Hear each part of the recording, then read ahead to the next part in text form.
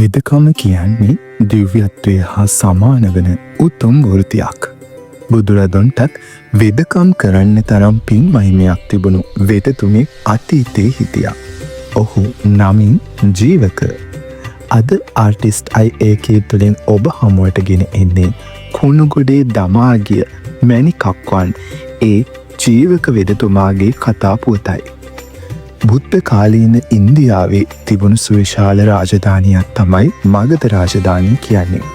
මේ පාලනය කළේ බිම්බිසාර රජතුමා විසින්. ඉතින් මේ කාලේ රජගහනුවර හිටපු වෙළෙන්දන් පිරිසක් ඔවුන්ගේ වෙළඳ කටයුත්තක් සඳහා ලිච්ඡවී රජදරුවෝ පාලනය කරපු වෛශාලි නුවරට පිටත්ව යනවා. ඉතින් වෛශාලි නුවර සමෘද්ධිය අලංකාරයේ දියුණුව දැකපු වෙළෙන්දෝ මහත් පුදුමයට පත් වෙනවා. ඉතින් මේ අය මේකට හේතුව හොයලා බලනකොට ඒ දියුණුවට එක හේතුවක් වුණේ ඒ නුවර ජීවත් වුණ සුරූපී සරාගී තරණයක් වූ අම්බපාලි නම් නගර ශෝභනීය බව දැනගන්න ඔවුන්ට හැකියාව ලැබෙනවා. ඉතින් ඒ නුවර ඉහළ රඳවන ලද කොටියක් දසට ලිලදින්නා වගේ ඇයගේ කිතුගොස සමස්ත වෛශාලියේම පැතිරිලා තිබුණා. ඉතින් මේ වෙළඳ පිරිසත් ඇගේ රූප ශෝභාව දැකලා මහත් සතුටට පත්වෙනවා. කුමරියනි, මේ තරම් සුන්දර රූපයක් ඔබට හිතා ගන්නත් බැහැ. ඉන් අනතුරුව රජගහනුවරට ආපු වෙළඳ පිරිස මේ බව තමන්ගේ ප්‍රාන්තයේ පාලකයා වන බිම්බිසාර රජතුමාට දැනුවත් කරනවා. තමන්ගේ රාජධානියට දේ විදිහට නගර ශෝභනයක් පත් කර ගනිමුයි කියලා ඔවුන් රජතුමාට පවසනවා. විරිඳුනි, එසේ නම් නගර ශෝභනීය තනතුරට සුදුසු කුමාරිකාවක් සෙවීමට අපි පටන් ගනිමු.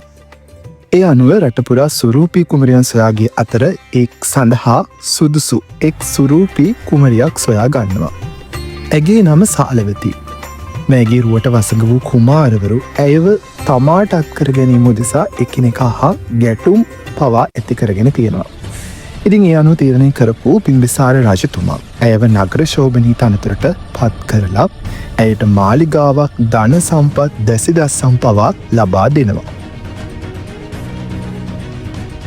ඉතින් මේ සාලවතී කුමරියගේ ඇසුර පතා ඇගේ පහස පතා නොයෙක් කුමාරවරුන් සිටුවරුන් පැමිණෙනවා.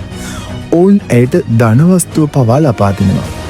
ඇය හැකි උපරිමයෙන්ම ඔවුන්ව සතුටටත් පත් කරනවා. ඒ වගේම නැය නර්තනයටත් ඉතාමත් දස්කම් පාපු තැනැත්තියක් වුණා.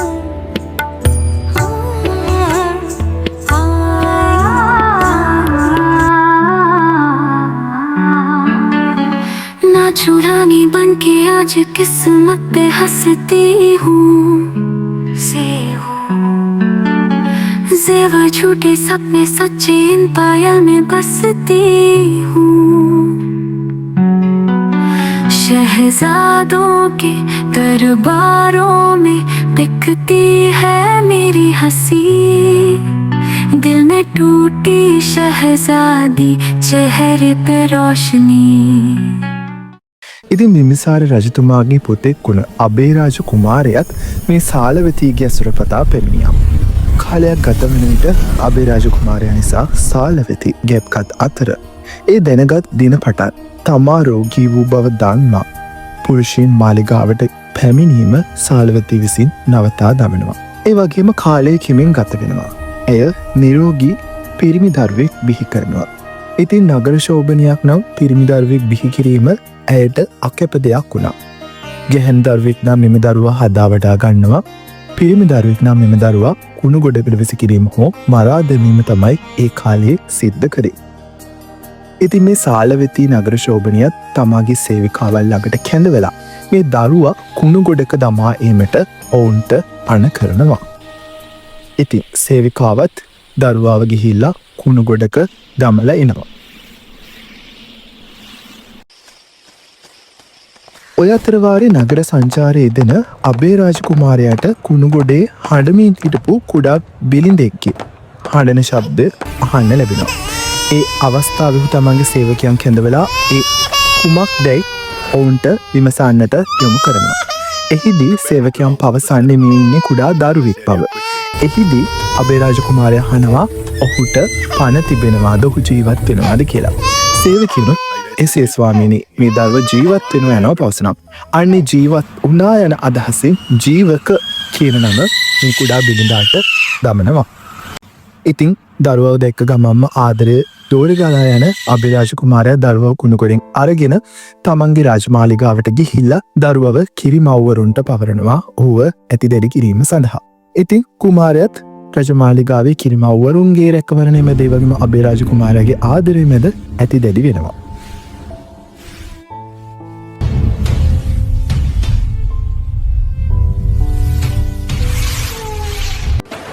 කුමාරයාණන් දැන් ලොකුයි. ඉතින් කුමාරය දවසක් රජමාලිගාවේ අනිත් කුමාරවරුත් එක්ක සෙල්ලම් කර ඉන්නවා. ඉතින් ඔය අතරවාරේ ඒ කුමාරවරු මේ ජීවක කුමාරයාට කියනවා අම්මෙක් නැති පොඩි එකා කියලා පිහිලු තාලු කරනවා. ඉතින් මේකෙන් මහත් දුකට පත්වෙච්ච ජීවක ඒ ගැන තමන්ගේ පියාගෙන් අහන්න යනවා. ඒකට උත්තර දෙන අභිරාජ කුමාරයා කියන්නේ මෙන්න මේ වගේ දෙයක්. උත්තේ ඔයාගේ අම්ම කවුද කියලා නම් මං කියන්න දන්නේ නැහැ. ඒ මං තමයි ඔයාගේ තාත්තා. මට පිහිට මමමයි කියලා හිටපු ජීවක තමන්ගේ පියාගිත් අවසර අරගෙන පසුව තක්ෂිලානුවරට ගිහිල්ලා දිසාපාමෝ කාචාර්යවරයා හමු වෙලා ශිල්ප ශාස්ත්‍ර ඉගෙනීම ආරම්භ.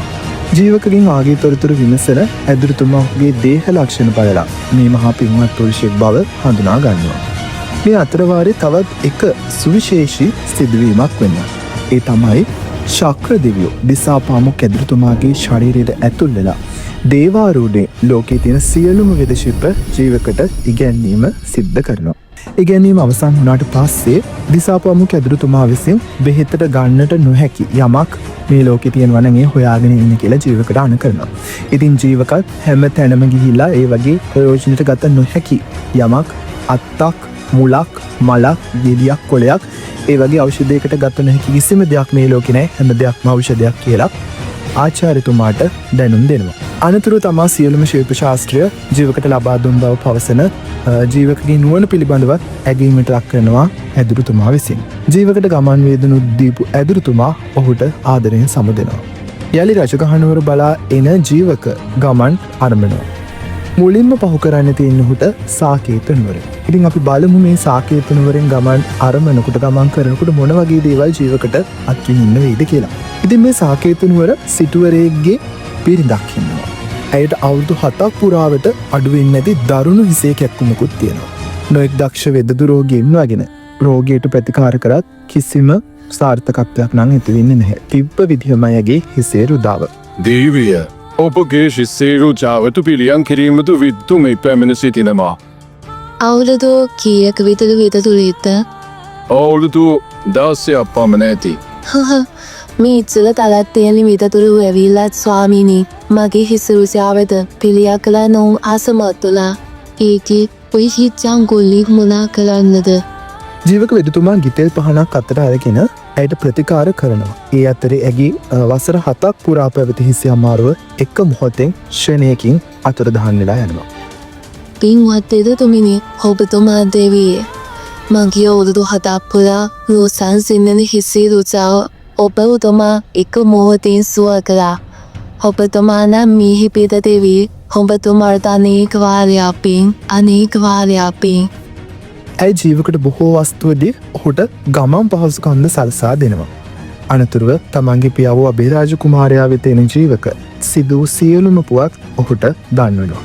එහිදී අභිරාජ කුමාරයා විසින් තමා ජීවකගේ පියා බවත් මව සාලවතී නගර ශෝභනී බවත් පවසනවා. පසු ජීවකට තමන්ගේ මාලිගාව අසලම මාලිගාවක් හදලා දීලා ධන සම්පතුත් ලබා දෙනවා. ඉතින් ඔන්න ඔය අතරවාරේ බිම්බිසාර රජතුමා සුවනෝන්නා වූ බගන්දරා කියන රෝගයෙන් ඒ කියන්නේ අර්ශස් රෝගයකින් පීඩා විඳිමින් සිටිනවා. ඔහුගේ ගුද පෙදෙස හා රාජවස්ත්‍ර ලේ වලින් තෙත්තුන අතර ඒ දුටු අන්තఃපුර බිසෝවරු රජතුමාට විහිළු කරනවා, සරදම් කරනවා.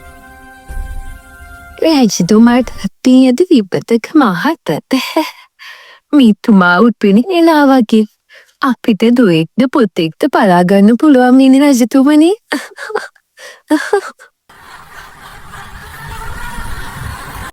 ජීවකතුමා තෙල් ආලේප කර රජුගේ රෝගයේද නිට්ටාවටම සුවපත් කරනවා.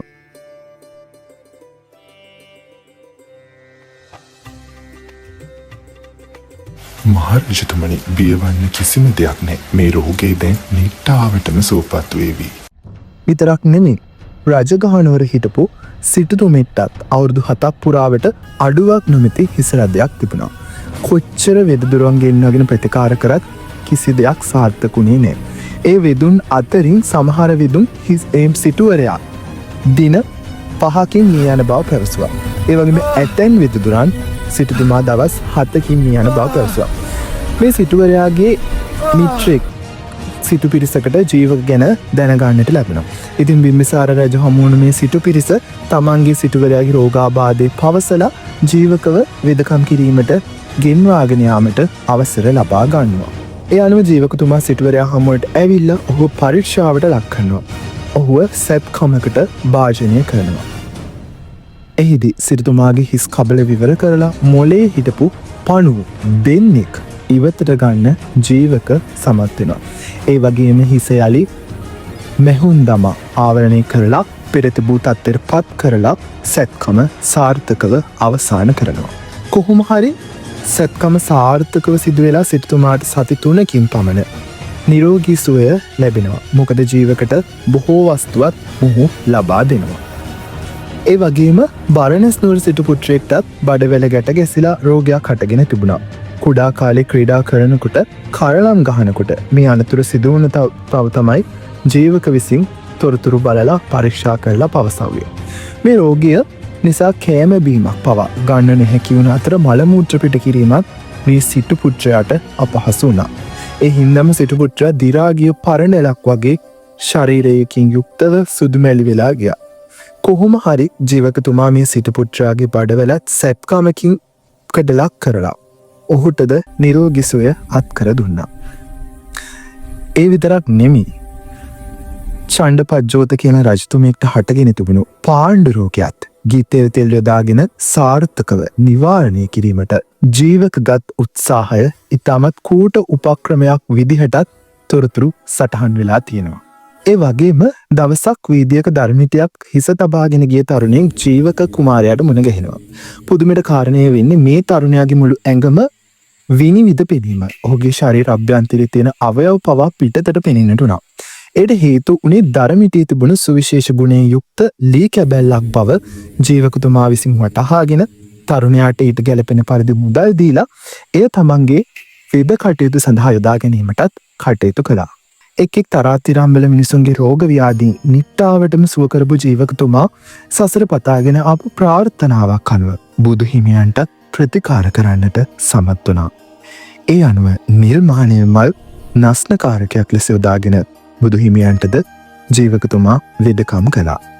ඒ වගේම ජීවකාරාමයේ නම් සංඝාරාමයේද බුදුන් ප්‍රමුඛ සංඝයාට පූජා කරන්න තරම් වාග්යවන්ත වුණා. අපේ ජීවිතේ ආරම්භ වන තැන නෙමෙයි. අපේ ජීවිතේ මහන්සියෙන් උත්සාහයෙන් ගොඩනගා ගන්නා තැනයි වැදගත් වෙන්නේ. කුණු ගොඩේ දමා ගියත් ජීවක නොයෙකුත් මිනිසුන්ගේ ජීවිතවලට ඔවුන්ගේ ඉරණම විසඳන ගැලවුම් කරුවා බවට පත් වුණා. අන්න ඒකයි කියන්නේ ආමග කිටි යා යුතු මග දොරයි කියලා. මේ වගේ තවත් වැදගත් වීඩියෝ නරඹන්න ආටිස්ට් IAK YouTube නාලිකාව සබ්ස්ක්‍රයිබ් කරන්න. ඒ වගේම පහළ තියෙන බෙල් අයිකන් එක ක්ලික් කිරීමෙන් අපගෙන එන වීඩියෝ ඔබ හමුවටම ගෙන ඒමටත් හැකියාව ලැබෙනවා. ඒ වගේම මේ වීඩියෝව නැරඹුවා නම් ඔයාලගේ වටින අදහසත් පහලින් කමෙන්ට් කරන් යන්න කියලා ආදරෙන් ඉල්ලා සිටිනවා.